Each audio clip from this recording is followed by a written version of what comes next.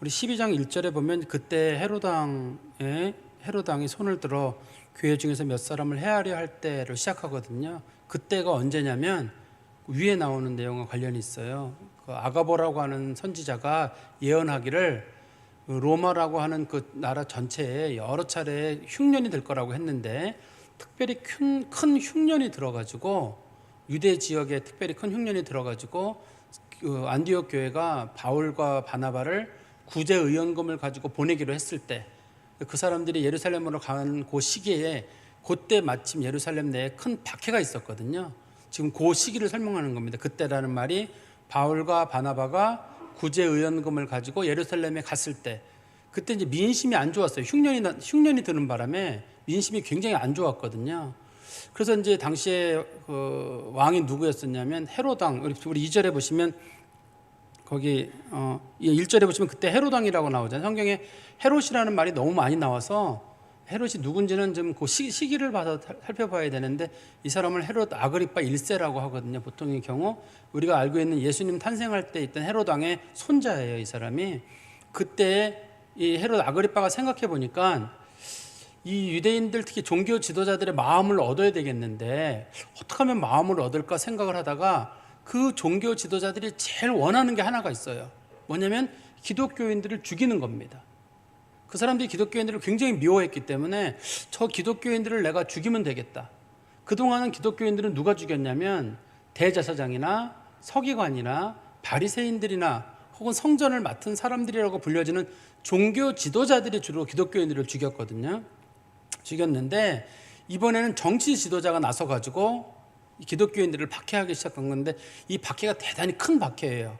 종교 지도자들이 위한 박해보다 훨씬 큰 박해인데, 그러다 보니까 이 많은 기독교인들이 이 일로 인해서 죽게 됐는데, 그 죽은 사람이 누구 죽었냐면 우리 2절에 보시면 요한의 형제 야고보를 칼로 죽였다 이렇게 돼 있잖아요. 당시 여러 명의 성도들이 순교를 당했는데, 그때 순교당한 사람 중에 누가 들어있었냐면 요한, 우리 사도 요한 있잖아요. 사도 요한의 형제인 야고보가 그때 당시에 순교를 당했습니다. 네. 오늘은 열린 음악회라 괜찮을 것 같은데. 네. 끌라 그러면 더 한 거죠. 답답하시죠? 야, 잘 끄시네. 다시 또 할까요? 어떻든 그래가지고 그 헤롯 왕이 봤을 때, 자기가 봤을 때 이거 기독교인들을 박해하면 좋겠다 싶어가지고 본보기 이루다가 여러 사람 죽인 사람 중에 요한의 동생 야고보가 들어있었거든요. 야고보가 순교를 당했는데, 야고보가 순교를 당할 만한 이유가 당시에 있어요. 성경에 보면 어떤 설명을 하고 있냐면, 우리 마가복음 10장인가 보면은 마가복음 10장 35절부터 39절에 그 야고보가 예수님한테 그런 말을 한 적이 있어요.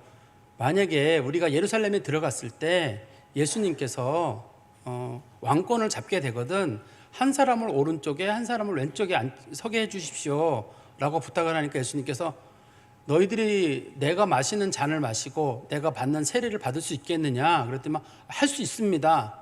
아 그래? 그러면 너희들이 마시려니와 할 때, 예수님이 마시는 잔과 예수님이 받는 세례는 죽음이거든요.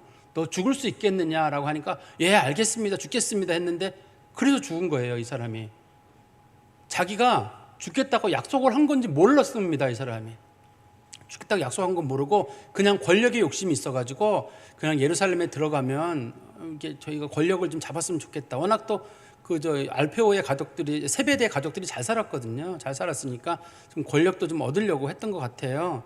근데 자기가 예수님한테 약속했던 그 약속이 그대로 실현돼가지고 제일 먼저 이 사람이 순교를 당하게 됩니다. 그러니까 주님 앞에 던졌던 말 한마디가 굉장히 의미가 있는 말이에요. 우리가 주님 앞에 말 함부로 해서는 안 돼요. 예를 들어서 너무 힘들어서 죽겠다라든지, 나는 말이야 뭐 어떤 결심을 내려가지고 나는 말이야 목숨을 바쳐가지고 무슨 일을 할 거야, 이런 약속도 쉽게 하지 마시고 주님 앞에 하는 말들은 항상 세심하고 조심스럽게 해야 될 필요가 있을 것 같아요. 우리 마태복음 12장 36절에 예수님 그런 말씀하셨거든요. 마태복음 12장 36절에 보면 예수님께서 너희들이 무슨 무익한 말을 하든지 너희들이 이에 대하여 심판을 받을 것이라고 했어요. 무익한 말은 무슨 말이냐면 아무 쓸데없이 던지는 말들 몇 마디 것들, 우리가 사람들에게 흔히 던지는 말들 중에 사람들을 비아냥거리는 조롱하는 말들도 들어있잖아요. 그것도 다 심판의 거리가 된다라고 예수님 말씀하셨거든요. 그러니까 말 굉장히 조심해야 돼요. 말 굉장히 조심할 필요가 있습니다. 그리고 나니까 분위기가, 그 종교 지도자들의 분위기가 한층 부드러워졌어요. 우리 한번 보세요. 3절에 보시면 유대인들이 이 일을 기뻐하는 것을 보고, 야고보가 죽으니까 유대 종교 지도자들이 굉장히 기뻐하는 걸 보고 베드로를 잡으려 할세 때는 무교절이라. 베드로를, 이제 제일 큰 사람이 베드로니까 이거 야고보 죽였는데도 이 정도 기분이 좋다 그러면 베드로를 죽여야 되겠다. 근데 베드로를 죽이려고 베드로를 체포를 한 거예요. 무교절날. 무교절이란 말은 어떤 뜻이냐면 성경에 보면 유월절이라는 날 있잖아요. 유월절은 하루예요. 하루. 유월절 지나고 일주일을 무교절이라고 합니다. 그러니까 총 8일인데 8일 중에 첫째 날을 유월절이라고 하고 맨 마지막 날을 무교절이라고 해서 이거를 어떤 때는 무교절이라고 읽고 어떤 때는 유월절이라고도 읽고, 그렇지만 유월절은 하루예요. 1월 14일 날 하루고, 그 다음에 1월 15일부터 마지막 날까지는 무교절이라고 부릅니다. 그날 누룩에 부풀은 빵을 먹지 않기 때문에, 이 본문에서 보면 무교절이라고 돼 있잖아요. 이 무교절로 베드로가 체포가 됐는데, 이게 참 정확한 성경적인 맥락을 보다 보면 예수님이 체포된 것도 무교절의 일이거든요. 예수님이 체포돼가지고 예수님이 십자가에 달려 돌아가신 것도 이때쯤의 일이에요. 그러니까 베드로가 예수님의 제자인 것이 분명한 것이 주님의 길을 따라가는 것 같아요. 하나님께서 베드로가 원한 것은 아니거든요. 베드로가 주님의 고난의 길에 서서히 따라가는 모습을 보여주고 있는데, 4절에 보시면 베드로를 잡음에 옥에 가두어 군인 4패에 맡겨지고 유월절 후에 백성 앞에 끌어내고자 했다. 여기 보면 이제 군인 4명씩 4패에 맡겼다는 말은 밤에 이 사람들을 지키는 건데, 보통 경우 이제 유대인들의 시간이 뭐 밤에 4경으로 나누거든요. 일반적으로 저녁 7시부터 그 다음날 7시까지라든지 이럴 때 4경을 나누는데, 보통 한 사람 4명이서 3시간씩 지켰다는 겁니다. 한 사람을 감옥에 가둬두고 4명의 그 지키는 경비원들이 그 사람을 지키고 있다는 거거든요. 베드로가 도망가지 못하도록. 왜 베드로가 도망가지 못하도록 하냐면 베드로가 도망간 적이 있어요. 한 번. 어디 나오냐면 사도행전 5장에 보시면, 사도행전 5장 17절부터 한번 보세요. 사도행전 5장 17절에 베드로가 한 번 도망간 적이 있어가지고 그것 때문에 자신들이 곤혹을 치른 일이 있습니다. 곤욕을 사도행전 5장 17절부터 23절까지 제가 읽어드릴게요. 대제사장과 그와 함께 있는 사람 즉 사두개인의 당파가 다 마음에 시기가 가득하여 일어나서 사도들을 잡아다가 옥에 가두었더니 주의 사자가 밤에 옥문을 열고 끌어내어 이르되 가서 성전에 가서 이 생명의 말씀을 다 백성에게 말하라 하매 그들이 듣고 새벽에 성전에 가서 가르치더니 대제사장과 그와 함께 있는 사람들이 와서 공회와 이스라엘 족속의 원로들을 다 모으고 사람들을 옥에 보내어 사도들을 잡아오라 하니 부하들이 가서 옥에서 사도들을 보지 못하고 돌아와 이르되 우리가 보니 옥은 든든하게 잠기고 지키는 사람들이 문에 서 있으되 문을 열고 본즉 그 안에는 한 사람도 없더이다 하니 성전 맡은 자와 제사장들이 이 말을 듣고 의혹하여 이 일이 어찌 될까 하더니, 문을 꽁꽁 지키고 있었는데 베드로랑 예수님의 제자들이 갑자기 성전 옥 바깥으로 나가서 성전에서 전한 적이 있었거든요.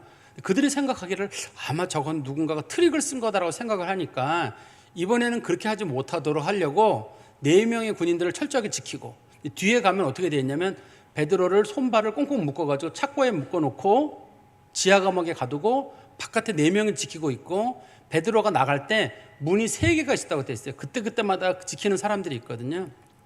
근데 그걸 베드로가 뚫고 나가거든요. 성경에 보면 맨 마지막에는.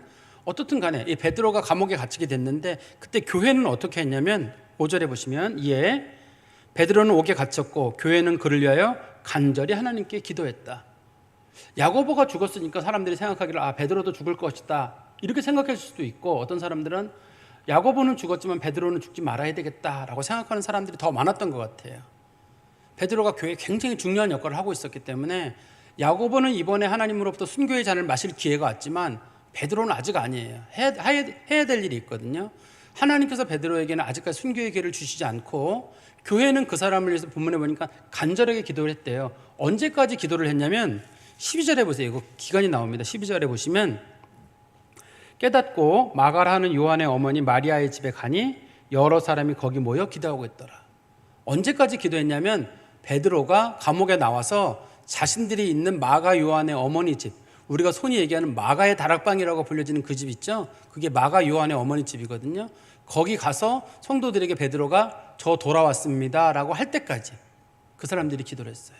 그러니까 기도의 방식이 두 가지가 나오잖아요. 하나는 언제 기도하냐면 기도하는 방법이 간절하게, 두 번째는 그 문제가 풀어질 때까지. 그게 초대교회 성도들의 기도의 모습이었던 것 같아요. 제가 지금 말씀을 정리해 보면 하나님께서 이 야고보가 순교의 잔을 마시게 했는데 그때 많은 사람들이 순교를 당할 일이 있었지만 특별히 사도들은 특별히 순교를 당하지 않았었거든요.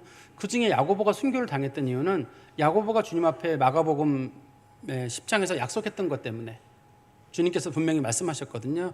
내가 마시는 잔을 마시고 내가 받는 세례를 받을 수 있겠느냐 할 때 할 수 있습니다. 하겠습니다. 그래도 예수님께서 너 받을 것이다. 그렇지만 그 자리는 하나님께서 주시는 사람이 그 자리를 받을 것이라고 했는데 야고보가 던진 그 말 때문에 야고보가 결국 순교의 잔을 마시게 되거든요. 하나님 앞에 물론 야고보의 죽음은 값진 죽음이에요. 그렇지만 말 한마디 한마디 조심스럽게 해야 될 것 같고, 두 번째는 우리가 어떤 기도 제목을 가지고 있을 때 지금 베드로 죽고 사는 문제 걸려 있을 때잖아요. 이럴 때라 할지라도 간절한 마음하고 문제가 해결될 때까지, 그게 초대교회에 보여준 좋은 기도의 모습이거든요.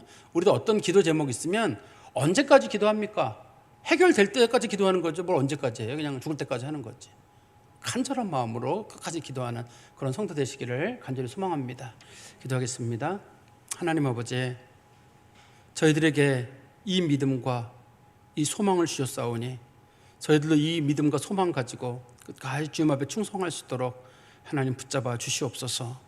주의 제자들 순교를 당하고 고난을 당할 때에도 포기하지 않냐고 하나님 말씀을 전하였고, 또 교회도 그들을 위해서 기도하는 일을 멈추지 않았습니다. 우리도 많은 사람들에게 복음을 전하고 또 선교사들을 보내고 그들을 위해서 기도할진데 간절한 마음으로 기도하는 것과 끝까지 기도할 줄 아는 믿음과 인내가 있는 성도들 되게 하여 주시옵소서. 예수 그리스도의 이름으로 기도하옵나이다. 아멘.